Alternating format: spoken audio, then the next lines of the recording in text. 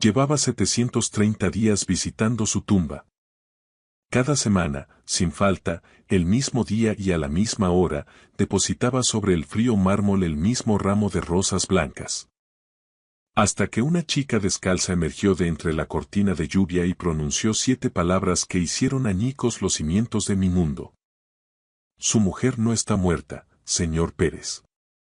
Al principio, mi mente rechazó el impacto, pensé que era una estafa burda, una mentira cruel. Pero entonces ella abrió la mano con lentitud, y lo que brillaba en su palma era un objeto que debería haber estado enterrado a 2 metros bajo tierra, junto a los restos de mi felicidad. Alguien había orquestado una farsa macabra. Alguien me había robado 2 años de vida, condenándome a un luto ficticio mientras el verdadero responsable, sospechaba ahora con un escalofrío, había estado sentado a mi mesa todo este tiempo. Pero había un secreto aún más oscuro que nadie conocía. El cuerpo que descansaba bajo esa lápida blanca no pertenecía a Elena. La lluvia no había dado tregua desde el amanecer. No era esa lluvia fina y casi poética de Valencia o del Mediterráneo, esa que te invita a refugiarte en una cafetería con un libro y un café humeante. No era esa lluvia pesada, gris furiosa de Madrid en pleno noviembre, una de esas tormentas castellanas que te empapan hasta la médula antes de que alcances a cruzar el portal de tu edificio. Era el tipo de clima que parece confirmar que el universo entero guarda silencio por una tragedia compartida. Y para mí, Javier Pérez, el mundo se había detenido en ese luto exactamente 2 años atrás. Estaba arrodillado en el barro del sector privado del cementerio de la Almudena. Mis pantalones de sastre, confeccionados a medida en una de las camiserías más exclusivas de la calle Serrano, una prenda que costaba más que el salario mensual de cualquiera de mis empleados, estaban arruinados, pegajosos de fango y agua. Mi abrigo de lana negra se adhería a mis hombros como una armadura pesada. Manuel, mi chófer, había intentado cubrirme con un paraguas de protocolo, pero le ordené con un gesto seco que se retirara. No buscaba refugio. Quería que el frío me calara los huesos, porque en días así, cuando el cielo de Madrid lloraba conmigo, sentía que mi soledad era un poco menos absoluta. Frente a mí, erigiéndose sobre la tierra removida como un tótem al fracaso de mi existencia, se alzaba la lápida de mármol. Inmaculada, gélida, indiferente. Las letras grabadas en relieve habían costado una pequeña fortuna que, en mi situación actual, carecía de cualquier valor. Elena Belmonte de Pérez, amada esposa, nuestra luz, te fuiste demasiado pronto. Yo mismo dicté cada sílaba de ese epitafio. Recordaba perfectamente el día del entierro, estuve rodeado de cientos de figuras vestidas de riguroso luto. Tiburones del sector tecnológico, políticos de alto vuelo, socios de mis empresas del IBEX 35, cámaras de televisión y una marea de coronas de flores con dedicatorias vacías. Mientras los flashes me cegaban, sentí como mi corazón se apagaba, dejando un vacío ensordecedor en mi pecho. Aquella tarde, yo era el hombre más poderoso de la sala, y sin duda, el más destruido. Hoy, la mayoría de esos conocidos se habían desvanecido. Las cámaras se fueron a buscar otra tragedia, y los pésames dejaron de llegar a los 3 meses, porque el engranaje del mundo no se detiene por un hombre roto. Pero yo regresaba cada semana con mis rosas blancas. A Elena le horrorizaba el drama innecesario, decía que las rosas rojas eran para gente que necesita gritar su amor a los 4 vientos, comentaba siempre entre risas. El blanco, Javier, es para los que estamos tan seguros de lo que sentimos que no necesitamos hacer ruido. Posé las flores frescas contra el mármol y me permití cerrar los ojos, entablando ese diálogo interno que mantenía mi cordura a flote. Le relataba los pormenores de la semana. La junta de accionistas que casi termina en motín, los nuevos contratos de infraestructura y ese proyecto de inteligencia artificial en el que ella, con su brillante mente de arquitecta, habría tenido objeciones muy claras.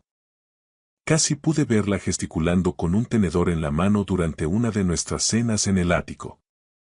Casi sonreí. Pero la mueca se congeló a mitad de camino, mis labios ya no recordaban cómo completar ese gesto.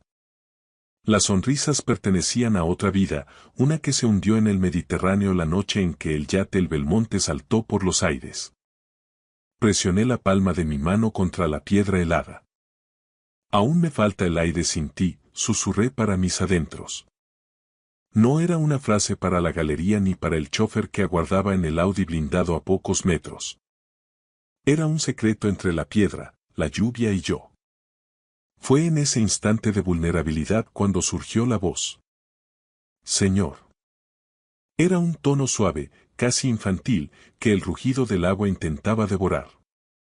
No me moví de inmediato, convencido de que eran los ecos de mi propia pena jugándome una mala pasada, como tantas otras veces en los pasillos vacíos de mi casa de la calle Serrano.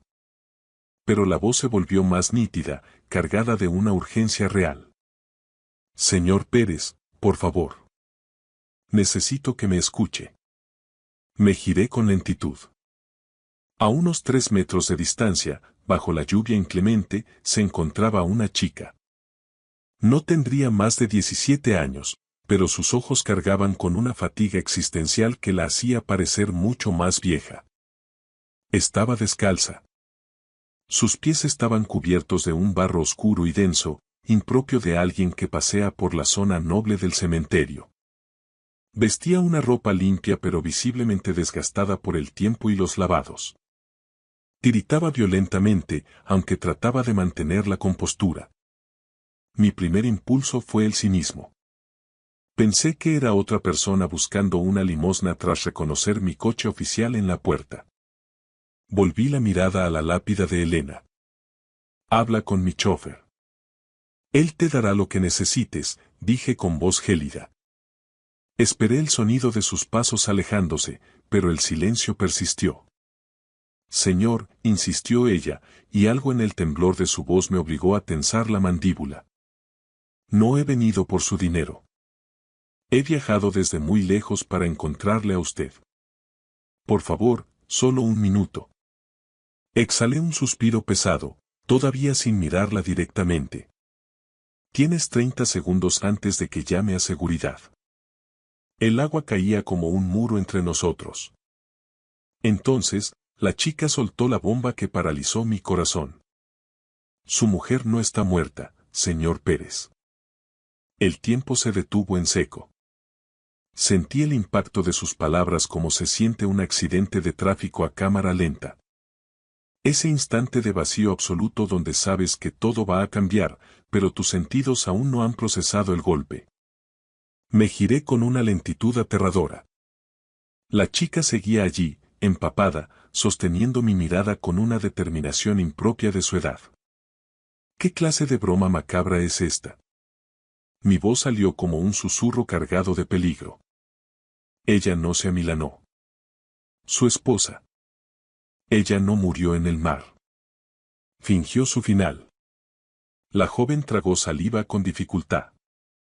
Y yo soy la única que sabe exactamente dónde la tienen escondida. Me quedé petrificado, como si el mármol de la tumba se hubiera extendido a mis propias venas.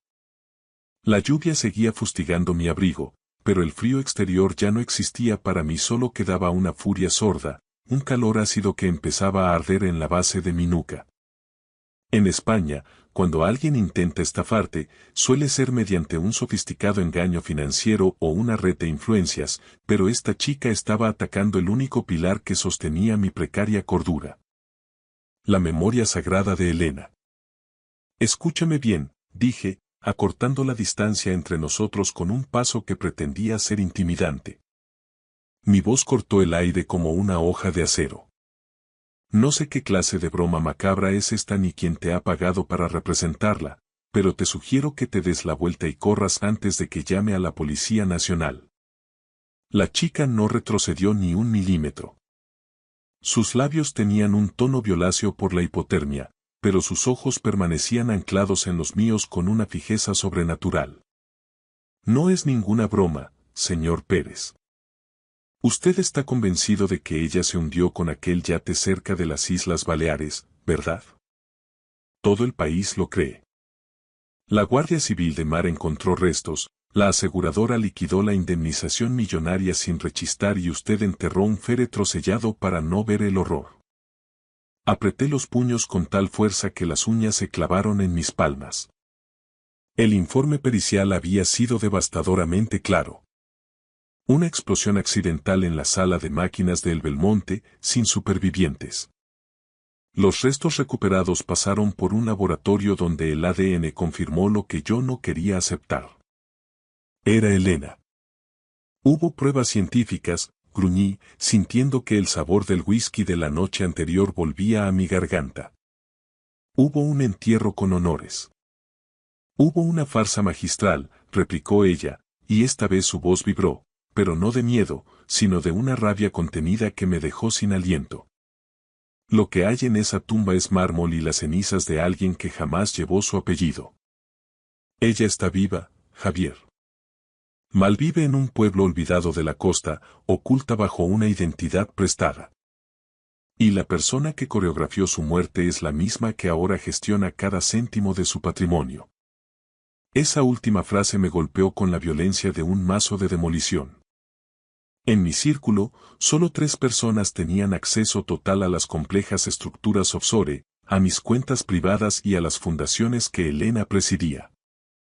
Mi abogado de confianza, yo mismo, y mi hermano menor, Alberto. ¿Por qué vienes a mí ahora, después de 2 años de silencio? Pregunté, luchando para que mi voz no delatara el temblor de mis manos. Porque ella me salvó la vida en ese agujero donde la tienen. Y porque el hombre que la custodia. El que paga para que el mundo siga creyéndola muerta. Va a terminar el trabajo esta vez si no intervenimos. La chica extendió su mano derecha, cerrada en un puño que tiritaba. Me dijo que si alguna vez reunía el valor para llegar hasta Madrid, le mostrara esto.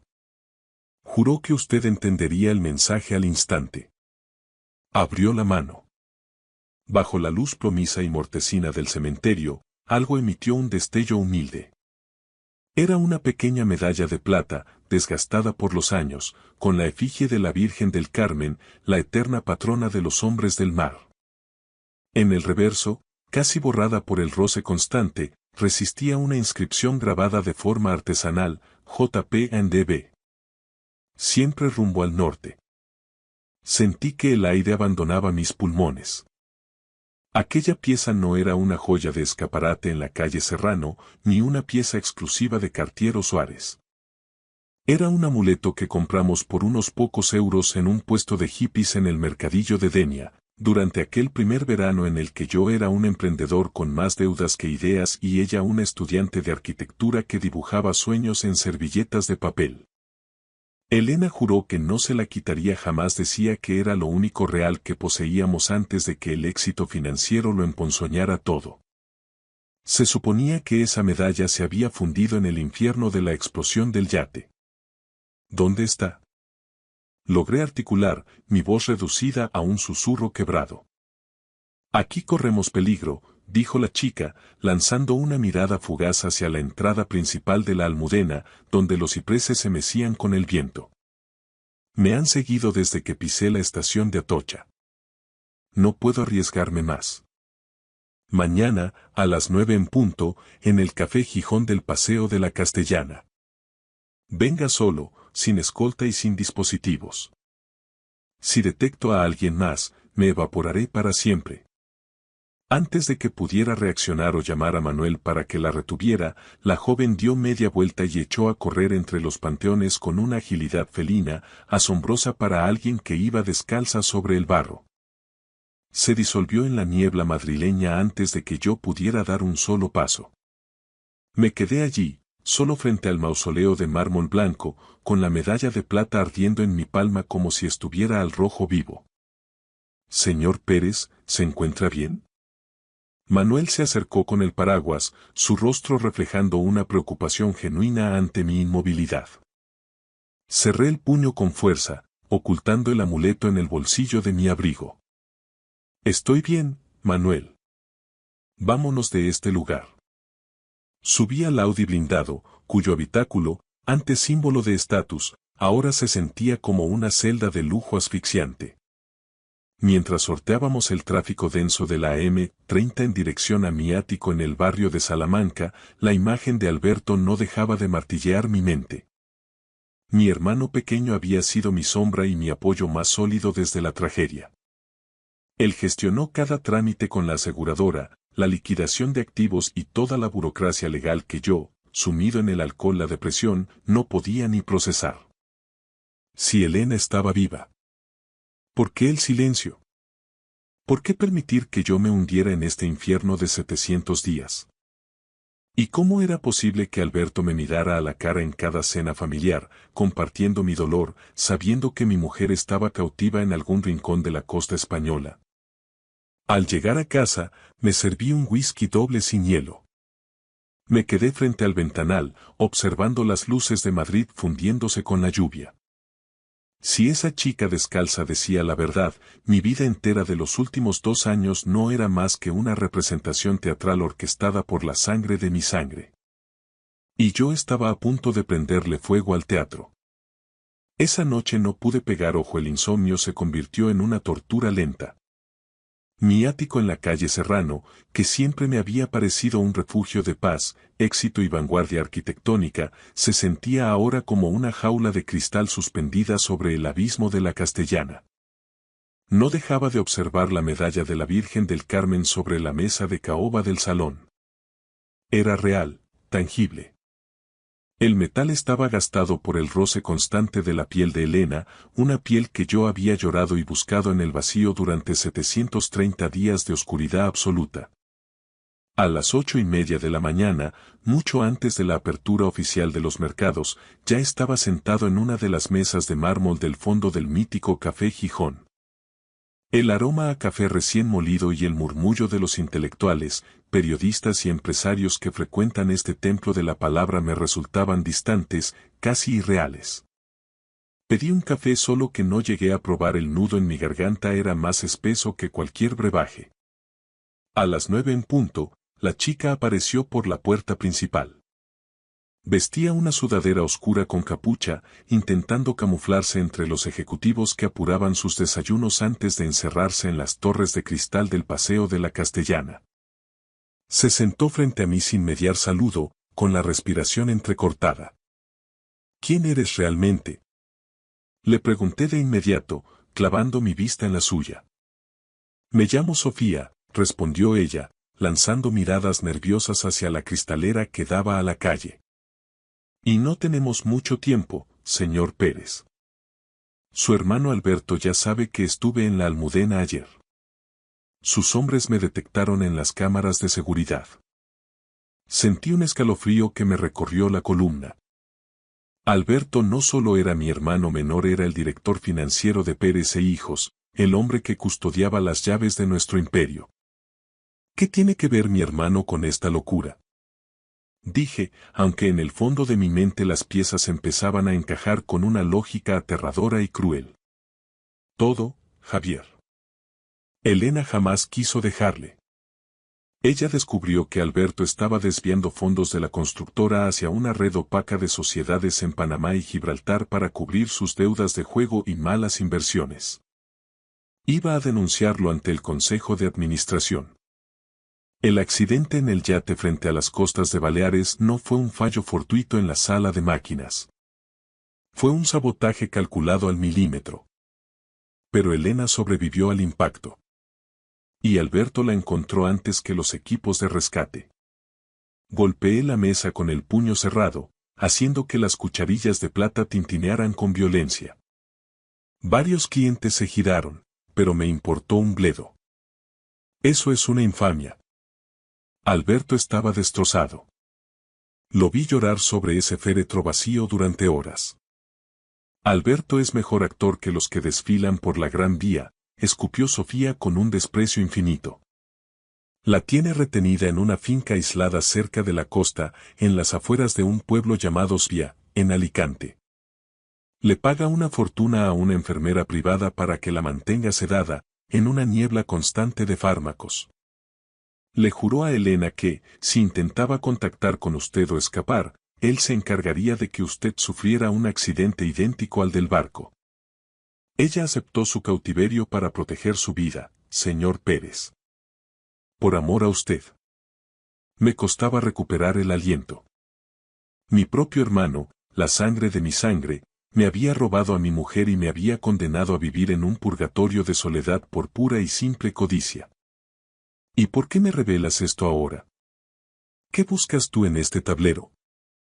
La interrogué, buscando cualquier fisura en su relato. Porque soy la hija de esa enfermera. Mi madre se está muriendo, consumida por los remordimientos, y me suplicó que le entregara esa medalla antes de que fuera tarde. Elena me la dio una noche que logré burlar la vigilancia y entrar en su habitación. Me agarró del brazo y me pidió que buscara al hombre de las rosas blancas. Dijo que usted sería el único capaz de sacarla de ese infierno. Me levanté tan rápido que la silla de madera casi vuelca contra el suelo.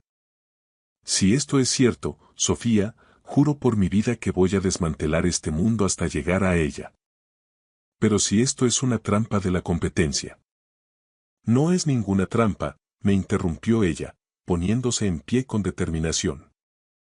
Pero ande con pies de plomo. Alberto no actúa, solo tiene tentáculos en la policía y en su propio equipo de seguridad privada. No vuelva a su despacho en la torre. No use su audio oficial ni su teléfono personal. Si quiere volver a ver a Elena con vida, tenemos que salir hacia Alicante en este preciso instante. Salimos del café por la puerta lateral que da a la calle Prim. Evité mirar hacia arriba, hacia ese rascacielos de acero donde mi hermano probablemente estaría sentado en su sillón de cuero, revisando balances y fingiendo ser el hermano perfecto y el viudo solidario. Alquilé un coche modesto, un vehículo que pasara desapercibido, en una oficina cerca de la estación de Atocha. Pagué el depósito en efectivo para no dejar rastro en mis tarjetas de crédito, las cuales Alberto podía monitorizar en cuestión de segundos a través del departamento de contabilidad. Mientras conducía por la autovía A3, dejando atrás el perfil de Madrid en dirección a la costa valenciana, la rabia volcánica que sentía se transformó en una determinación fría, quirúrgica y cortante. 2 años. 730 días de mi vida robados, de lágrimas derramadas sobre una piedra de mármol vacía. Pero hoy, el viaje de Javier Pérez no era para visitar una tumba. Hoy, el viaje era para reclamar lo que me pertenecía y para enfrentarme al monstruo que dormía en mi propia casa. El trayecto de Madrid a Asvia se sintió como un descenso frenético a los círculos del infierno. Mientras conducía el Seat de alquiler por la autovía del Este, mis manos se aferraban al volante con tal saña que los nudillos habían perdido todo rastro de color. A mi lado, Sofía observaba en silencio cómo las llanuras infinitas de Castilla-La Mancha se desdibujaban a toda velocidad, transformándose en el relieve abrupto que precede a la costa. ¿Cómo pudo orquestar semejante monstruosidad, Sofía? Pregunté, rompiendo el espeso silencio de la cabina. ¿Cómo pudo Alberto mover los hilos de Pérez e Hijos sin que ningún auditor o consejero levantara la ceja? Dinero y contactos, señor Pérez. En los puertos de este país, si conoces al consignatario adecuado y realizas un par de pagos por servicios de consultoría a través de cuentas en las Islas Caimán, puedes borrar un yate de los radares de la Guardia Civil. El resto fue pura ingeniería social. Un peritaje amañado por expertos a sueldo y unos restos biológicos que nadie, por respeto a su inmenso dolor, se atrevió a cuestionar. Llegamos a las inmediaciones de Asvia cuando el atardecer teñía de sangre el Mediterráneo. El mar se extendía ante nosotros, inmenso y traicionero, recordándome cada segundo la mentira en la que había vivido. Sofía me guió por una red de caminos secundarios, serpenteando lejos de las urbanizaciones de lujo repletas de turistas, hasta que nos internamos en una zona de partidas rurales, donde las fincas antiguas se escondían tras muros de piedra seca y pinos centenarios. Allí, señaló con el dedo hacia una construcción de una sola planta, una naya tradicional con rejas oxidadas que parecían garras sobre las ventanas. Estacioné a unos metros, oculto tras unos matorrales. Mi corazón golpeaba las costillas como un animal acorralado que ve la salida. Al consultar mi teléfono, vi 5 llamadas perdidas de Alberto el depredador. Ya sabía que su pieza se había movido del tablero madrileño. No me importó. Caminamos hacia la entrada. En el porche, una mujer de avanzada edad, con el rostro surcado por las arrugas de la culpa, nos aguardaba. Era la madre de Sofía. Al cruzar su mirada con la mía, se derrumbó en un mar de sollozos y me extendió una pesada llave de hierro forjado. Lo siento, don Javier. Lo siento desde lo más profundo de mi alma, gimió. Me amenazó con revocar mi licencia de enfermería, con desahuciarnos y dejarnos en la indigencia. No tuve el valor de enfrentarme a él. Le arrebaté la llave sin mediar palabra y me adentré en la casa. El aire estaba viciado, impregnado de un olor penetrante a desinfectante y encierro. Recorrí el pasillo con pasos pesados hasta abrir la última puerta del corredor. Y allí, sentada en un sillón de mimbre frente al ventanal que daba a los acantilados, estaba ella. Elena. Su silueta estaba más frágil, su piel mostraba la palidez de quien no ha sentido el sol en años y su mirada parecía perdida en el horizonte marino. Pero era ella. Mi Elena. La mujer que yo había enterrado en la Almudena bajo una lluvia de rosas blancas.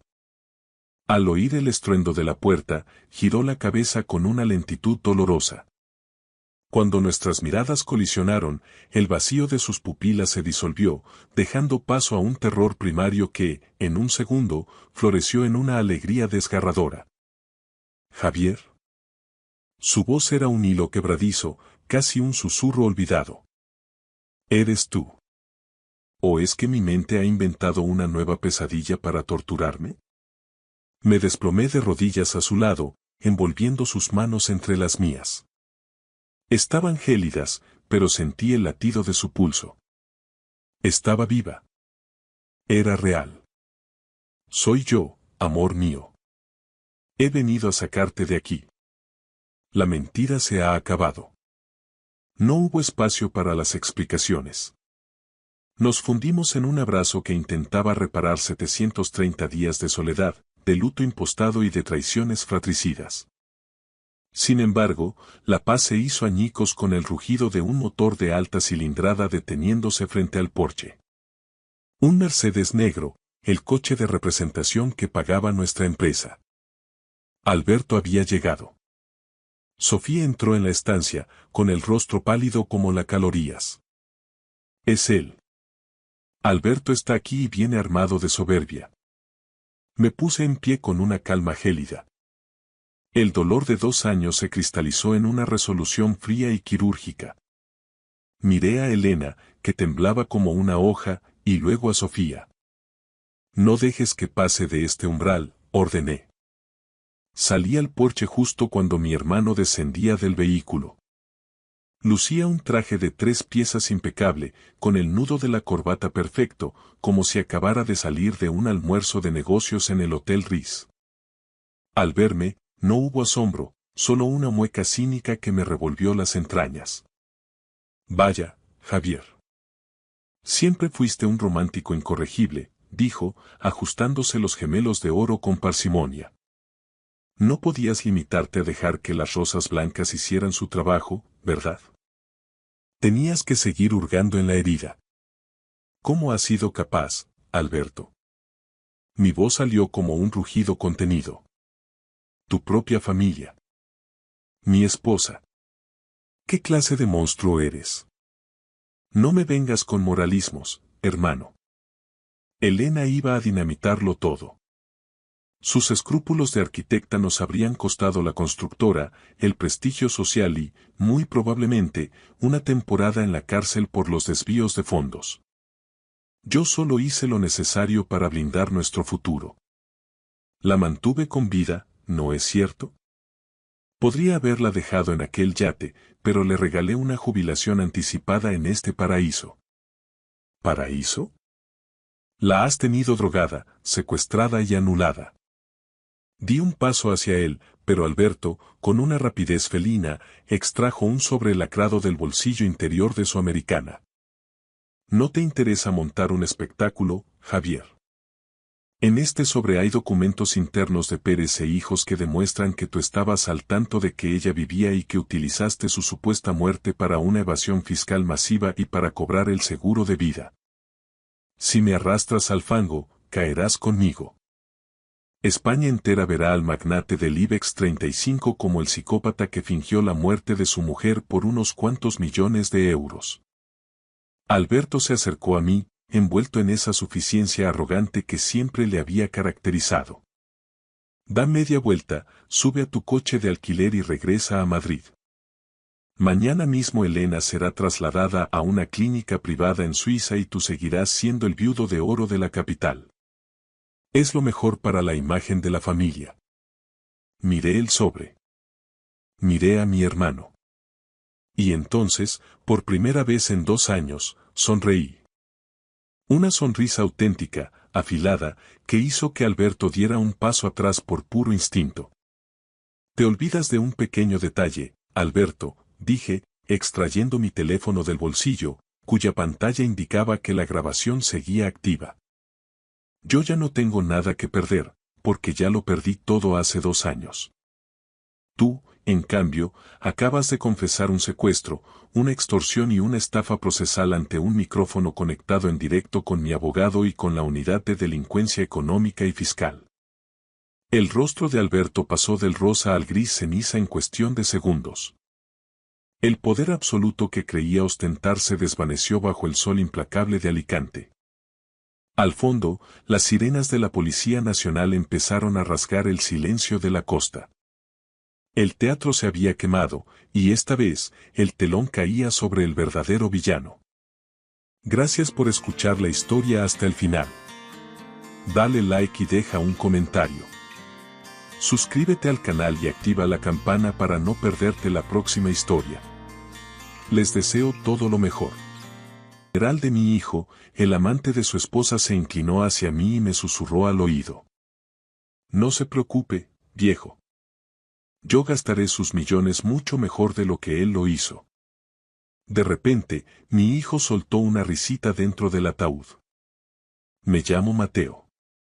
A mis 64 años, siempre imaginé que sería Marcos quien estaría de pie ante mi tumba, y no al revés. Pero allí estaba yo, el 18 de marzo de 2024, contemplando un féretro de caoba que supuestamente contenía los restos de mi hijo, de tan solo 37 años. El tanatorio de la M30, en Madrid, olía a lirios y a un dolor pesado, casi tangible. El aire estaba cargado de pésames susurrados y el roce constante de telas negras. Yo estaba en la primera fila, con las manos entrelazadas tan fuerte que mis nudillos se habían vuelto blancos.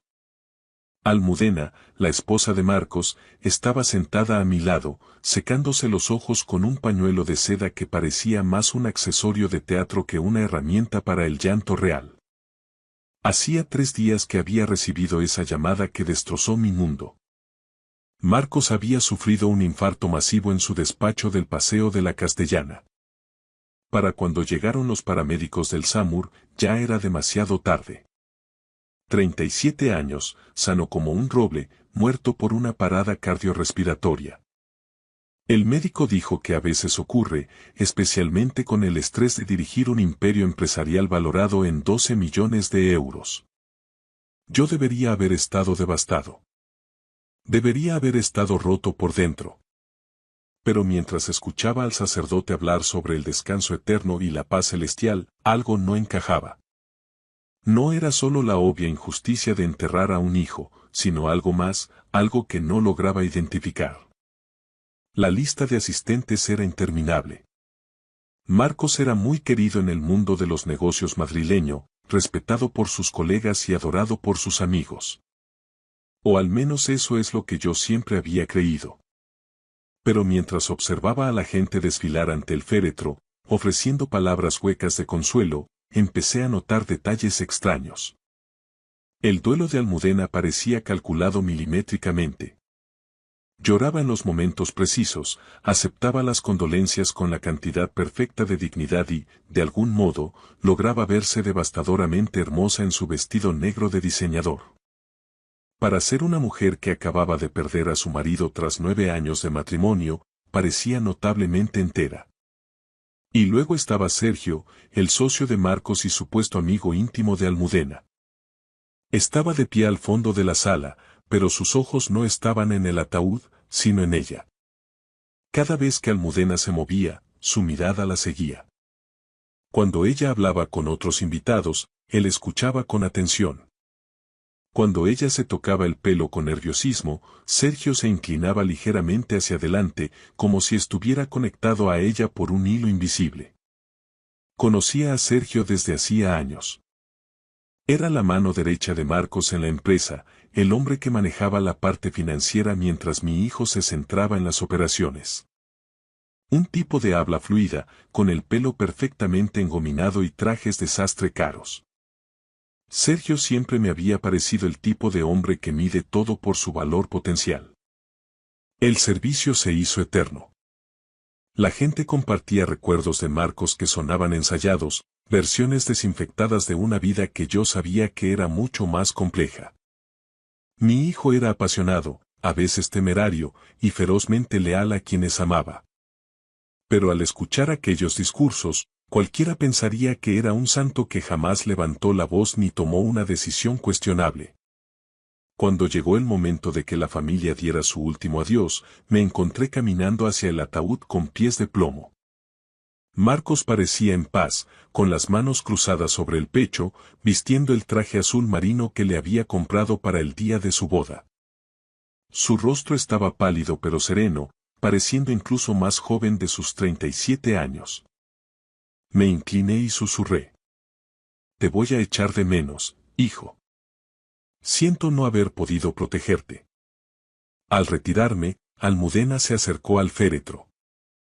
Su actuación fue impecable. La viuda desconsolada despidiéndose de su amado esposo. Depositó una sola rosa blanca sobre su pecho y murmuró algo que no pude oír. Entonces, Sergio apareció a mi lado. No lo había visto acercarse, pero de repente estaba allí, lo suficientemente cerca como para que yo pudiera oler su costosa colonia. Se inclinó hacia mi oído y lo que dijo a continuación lo cambió todo. No se preocupe, viejo, susurró, con una voz apenas audible pero cargada de satisfacción. Yo gastaré sus millones mucho mejor de lo que él lo hizo. Las palabras me golpearon como un impacto físico. Me giré para mirar a Sergio, pero su expresión era neutral, casi de aburrimiento. ¿Había oído mal? ¿Acaso el dolor me estaba provocando alucinaciones? Pero entonces ocurrió algo imposible. Desde el interior del ataúd surgió un sonido que me heló la sangre. Una risita suave, baja, casi imperceptible, pero era inequívocamente la risa de Marcos. Agarré el borde del ataúd mientras mi corazón martilleaba contra mis costillas. Sergio también lo había oído. Su rostro se volvió pálido y dio un rápido paso atrás. A nuestro alrededor, el funeral continuaba. Nadie más parecía haber notado nada inusual. ¿Tú has? Empecé a preguntarle a Sergio, pero él ya se estaba alejando, caminando rápidamente hacia la salida. Me quedé mirando el rostro inmóvil de Marcos, buscando cualquier signo de movimiento. Nada. Su pecho no subía ni bajaba. Sus párpados no temblaban. Parecía exactamente lo que se suponía que era. Un hombre muerto. Pero yo sabía lo que había escuchado. Esa risita cómplice que significaba que Marcos encontraba algo divertido. Era la misma risa que hacía de niño cuando guardaba un secreto que los adultos aún no habían descubierto. La misma risa de cuando me ganó al ajedrez por primera vez. La misma risa que significaba que iba 3 pasos por delante de todos los demás en la sala. El resto del servicio pasó como en una nebulosa. Cumplí con el trámite de aceptar pésames, estrechar manos y asentir en los momentos adecuados, pero mi mente trabajaba a 1000 por hora. Las palabras susurradas por Sergio seguían resonando en mi cabeza. Gastaré sus millones mejor que él.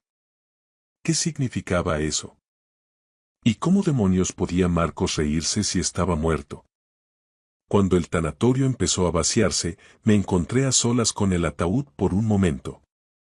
Almudena estaba fuera, aceptando flores y condolencias de los últimos invitados. El director de la funeraria estaba ocupado con los arreglos para el entierro. Me acerqué de nuevo al féretro y bajé la voz hasta convertirla en un susurro. Marcos, hijo, si puedes oírme. Nada. Ni respuesta, ni movimiento, ni risas misteriosas, solo el profundo silencio de la muerte. Sin embargo, al incorporarme, noté algo que me dio un vuelco al corazón. El anillo de bodas de Marcos no estaba. La sencilla alianza de oro que le había ayudado a elegir hacía 9 años, la que nunca se quitaba, había desaparecido de su dedo. Miré a mi alrededor frenéticamente, preguntándome si la habrían retirado por algún motivo de preparación funeraria. Pero, por lo general, los tanatopractores dejan las alianzas puestas, se considera parte de la dignidad final del difunto. Entonces, ¿dónde estaba el anillo? ¿Y por qué su ausencia se sentía como otra pieza de un rompecabezas que apenas empezaba a comprender? El camino de vuelta a mi casa en el barrio de Salamanca fue una tortura. Cada semáforo de la calle Alcalá parecía durar una eternidad. No dejaba de repasar lo ocurrido en el tanatorio. El susurro cruel de Sergio, la risa imposible de Marcos, el anillo desaparecido. Nada tenía sentido por separado, pero juntos formaban una imagen que no estaba listo para aceptar. Mi casa se sentía enorme y vacía al cruzar el umbral. Había vivido allí solo desde que mi esposa, Carmen, falleció hacía 8 años, pero nunca se había sentido tan hueca. El silencio presionaba mis oídos como un peso físico. Me serví 3 dedos de whisky y me senté en mi sillón, mirando las fotos enmarcadas en la mesa auxiliar. Marcos en su graduación en la Universidad Pontificia comillas, rebosante de orgullo Marcos y Almudena el día de su boda Marcos las navidades pasadas, riéndose de algún chiste que ya no recordaba. El teléfono sonó, sacándome de mis pensamientos. Era Almudena, con voz suave y frágil.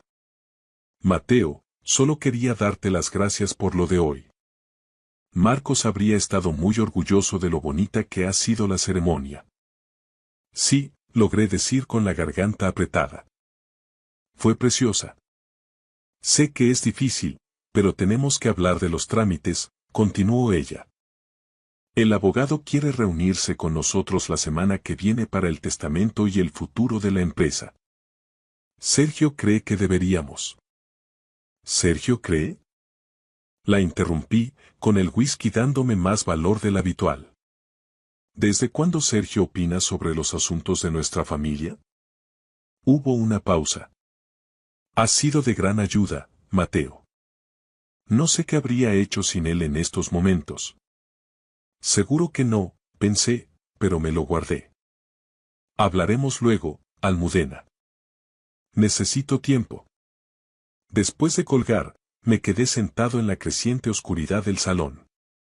El susurro de Sergio, el duelo conveniente de Almudena, el anillo desaparecido y ese momento imposible de un muerto riendo.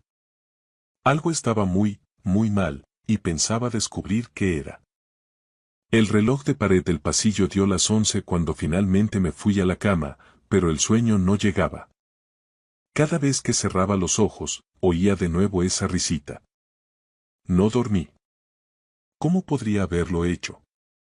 A las 5 de la mañana me rendí y preparé café con las manos temblorosas. Necesitaba respuestas y sabía por dónde empezar. El Hospital de la Paz se alzaba en el norte de la ciudad como una fortaleza de hormigón. Nunca imaginé que cruzaría sus puertas buscando explicaciones sobre la muerte de mi hijo. La doctora Elena Valles fue la médico de guardia que certificó el fallecimiento de Marcos.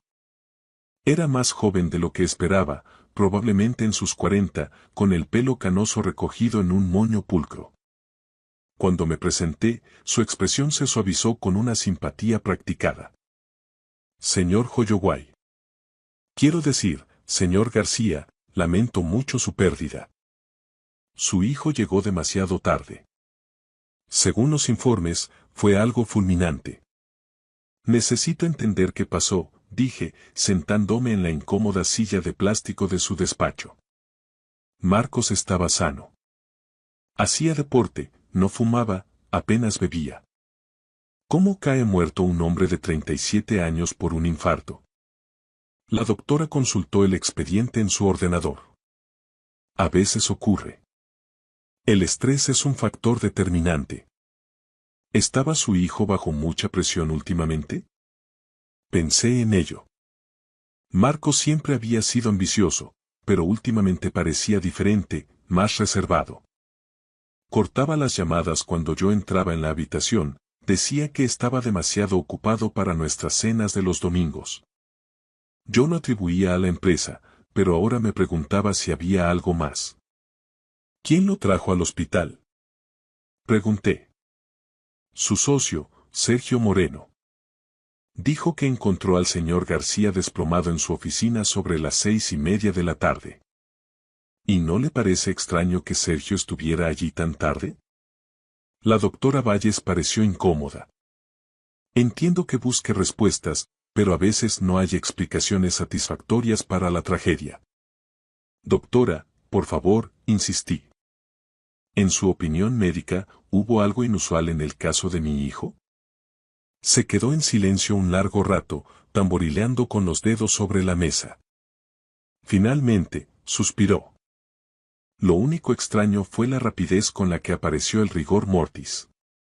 Normalmente tarda varias horas, pero el cuerpo de su hijo mostraba signos de rigidez mucho antes de lo normal. ¿Qué podría causar eso? Un esfuerzo físico extremo antes de morir, ciertos medicamentos, factores ambientales. Hizo una pausa. O que la hora de la muerte fuera incorrecta. Se me heló la sangre. ¿Incorrecta? ¿Cómo? Si alguien hubiera muerto antes de lo reportado y el cuerpo se hubiera mantenido en frío, eso explicaría el rigor mortis acelerado. Pero es muy improbable en esta situación. Salí del hospital con más dudas que antes. Si Marcos había muerto antes de lo dicho, Sergio había mentido sobre la hora del hallazgo. Pero, ¿por qué? ¿Y dónde habría guardado el cuerpo? Mi siguiente parada fue el edificio de oficinas de Marcos, una torre de cristal en la Castellana. En la planta 15, la recepcionista, una joven llamada Jennifer, me miró sorprendida. Señor García, no esperaba. Lo sentimos muchísimo. Gracias, Jennifer. Quería echar un vistazo al despacho de Marcos, por si hay cosas personales. Ella miró nerviosa hacia la oficina de la esquina. Lo siento, pero el señor Moreno ha dicho que el despacho está precintado hasta que los abogados lo revisen todo.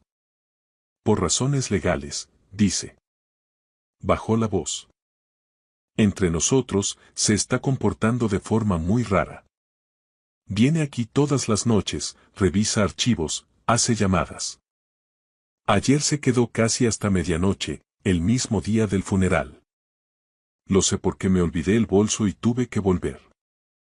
Esto se volvía cada vez más turbio. ¿Qué era tan urgente que Sergio no podía esperar? Jennifer, el día que murió Marcos, ¿a qué hora se fue Sergio? Ella lo pensó. Esa es la cuestión. Sergio estaba aquí cuando yo me fui a las 5, pero dijo que él también se marchaba ya. Parecía tener mucha prisa por llegar a algún sitio. Así que Sergio había mentido. Si se fue a las 5 pero dijo encontrar el cuerpo a las 6:30, ¿dónde estuvo esa hora y media? En ese momento, las puertas del ascensor se abrieron y el propio Sergio salió. Iba impecable, pero tenía unas ojeras que sugerían que él tampoco dormía bien. Mateo, dijo, fingiendo sorpresa, ¿qué haces aquí? Quería recoger algunas cosas personales de mi hijo, respondí, observando su reacción. Por supuesto, pero los abogados me han aconsejado mantener el despacho cerrado por responsabilidad legal. En cuanto se liquide la herencia. Dejó la frase en el aire. Sergio, Jennifer me ha dicho que has estado trabajando hasta tarde todas las noches. Es un momento extraño para tener tanta carga de trabajo, ¿no crees? Su mandíbula se tensó imperceptiblemente. Alguien tiene que mantener el negocio a flote. Marcos lo habría querido así. Y ya di mi declaración a la policía. Lo encontré a las 6:30 y llamé al 112 inmediatamente. Antes de que pudiera presionarle más, se disculpó y entró en el despacho de Marcos, cerrando la puerta con firmeza. Pude vislumbrar pilas de papeles y lo que parecía una caja fuerte abierta. Sergio estaba revisando archivos que ya no pertenecían a un hombre capaz de proteger sus intereses. Mi última parada fue la funeraria.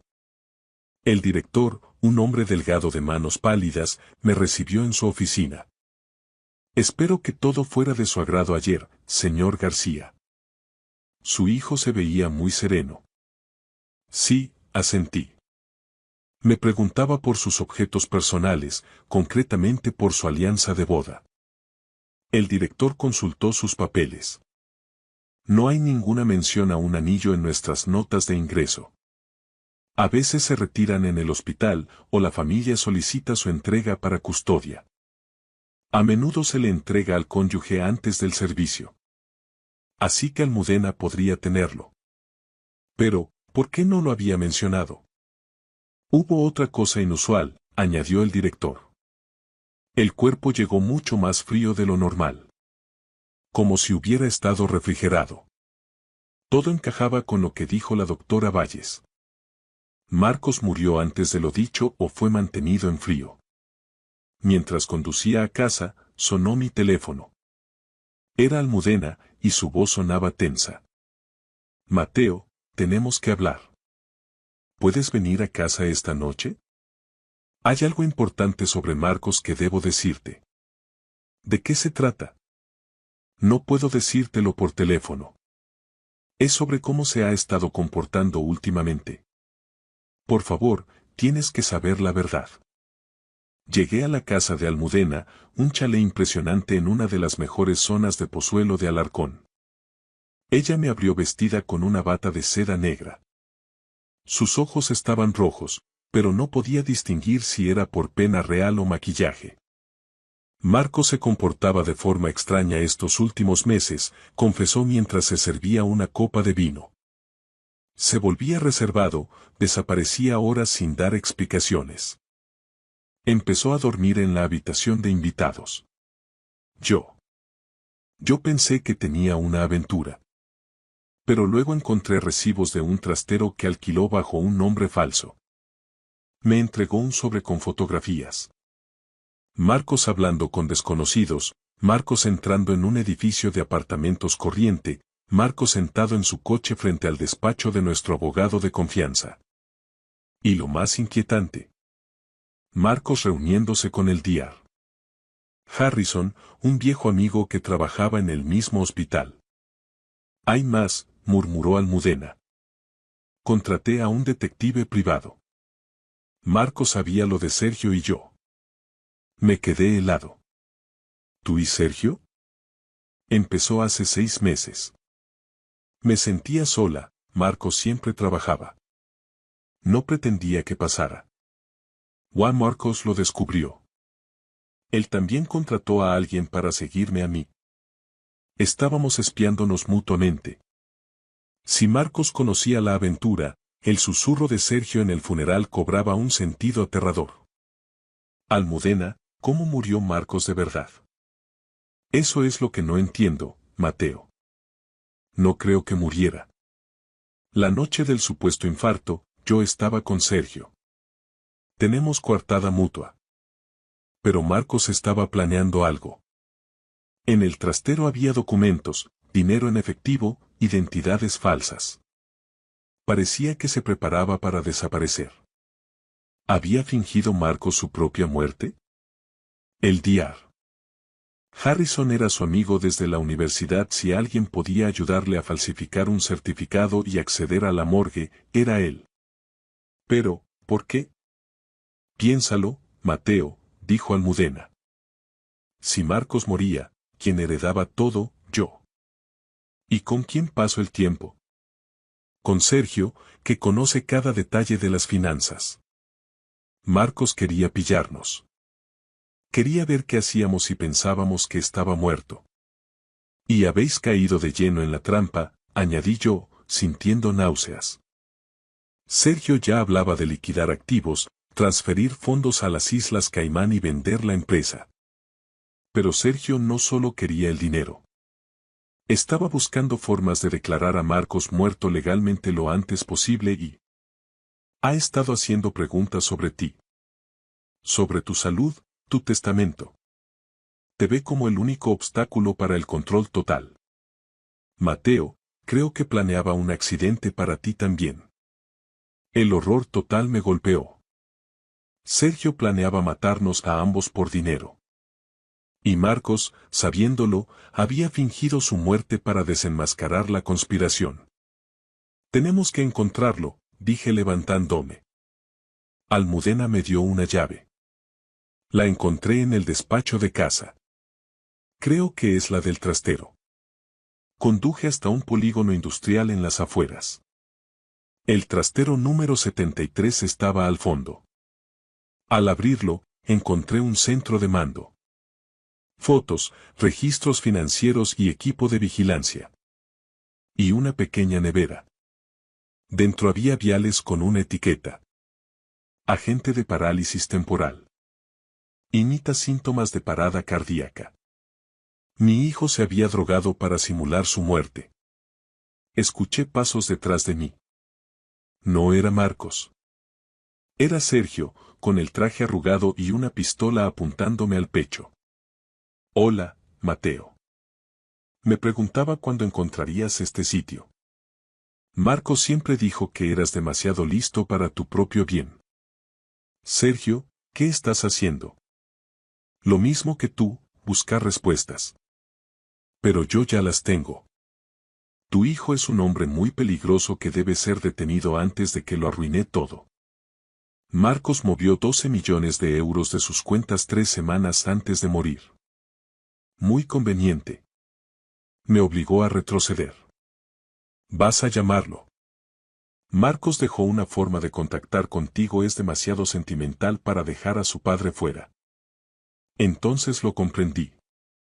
El reloj de mi pasillo había estado sonando a horas extrañas, no necesitaba reparación, era un código. Sergio lo vio en mi cara. En ese momento, su móvil vibró. Un mensaje de un número desconocido. Trastero comprometido. Ve a la ubicación de reserva. El paquete está seguro. Tu hijo nos está vigilando, dijo Sergio, mirando hacia el techo. Había una luz roja parpadeando. Una cámara. Él viene hacia aquí, dije. Sí. Y cuando llegue, vas a convencerle de que devuelva esos 12 millones. A cambio, no te pegaré un tiro. Almudena hará lo que yo diga, está demasiado asustada. Pero a ella también tendré que eliminarla, no quiero cabos sueltos. Escuchamos el motor de un coche fuera. Pasos lentos y deliberados. Papá. ¿Estás ahí? La voz de Marcos, viva y real. Dile que entre, susurró Sergio pegando el arma a mi espalda. No intentes avisarle o morirás antes de que dé otro paso. Tragué saliva. Marcos apareció en la entrada del trastero. No llevaba traje, sino ropa oscura y una expresión que nunca le había visto. Una mezcla de acero y tristeza. Al ver la pistola de Sergio, no se inmutó. Suéltalo, Sergio. Esto se ha acabado. Nada se ha acabado hasta que el dinero esté de vuelta, gruñó Sergio. Dile a tu padre que se mueva hacia allí. Marcos me miró a los ojos. Había una calma absoluta en él. Siento haberte hecho pasar por esto, papá. Tenía que estar seguro de quién estaba conmigo y quién contra mí. Sergio, la policía está a 2 minutos. El diar. Harrison no solo me ayudó a fingir mi muerte, también ha entregado todas las grabaciones de tus intentos de soborno y las pruebas de cómo desviaste fondos de la empresa. Mientes. Gritó Sergio, su mano temblaba. Tengo a tu mujer, tengo a tu padre. Almudena está bajo protección policial en este momento, dijo Marcos con frialdad. Ella me lo contó todo anoche. Se arrepintió, Sergio. Tú eres el único que se queda solo. Las sirenas empezaron a oírse a lo lejos, acercándose por la carretera del polígono. Sergio, acorralado, apretó el gatillo. El estallido fue ensordecedor en el espacio cerrado del trastero. Grité el nombre de mi hijo, pero Marco se había lanzado al suelo un segundo antes. Antes de que Sergio pudiera disparar de nuevo, dos agentes de paisano irrumpieron por la puerta trasera que yo ni siquiera había notado. Todo terminó en un caos de luces azules y gritos. Sergio fue esposado y arrastrado hacia un coche patrulla, todavía gritando amenazas sobre el dinero. Marco se levantó y me abrazó con una fuerza que me dejó sin aliento. «Estás vivo», susurré, tocando su rostro para asegurarme de que no era un sueño. Te oí reír en el ataúd. No pude evitarlo, papá, sonrió con amargura.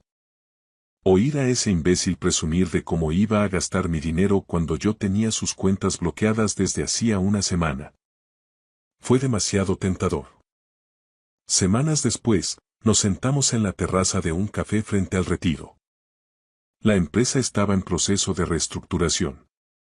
Almudena había aceptado un divorcio de mutuo acuerdo y se había marchado de Madrid, buscando empezar de cero lejos del escándalo.